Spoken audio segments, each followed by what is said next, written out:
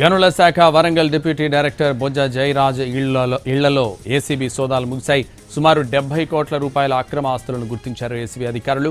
జయరాజు ఇళ్లు, కార్యాలయాలతో పాటు 8 ప్రాంతాల్లోని బంధువులు, సన్నిహితుల ఇళ్లలోనూ సోదాలు చేశారు. భారీగా స్థిర చరాస్తుల పత్రాలు, నగదు, బంగారాన్ని అధికారులు గుర్తించారు.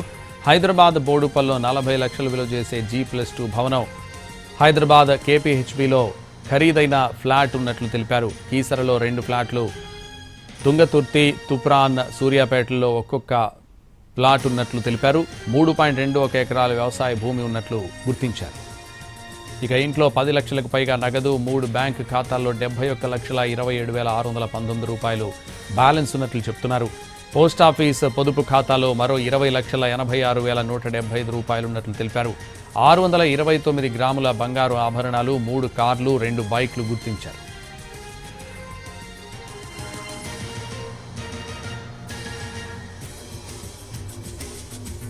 ఇసుక దందా వసూళ్లను డ్రైవర్ ఖాతా నుంచి కూతురి ఖాతాకు బదిలీ చేసినట్టు గుర్తించారు.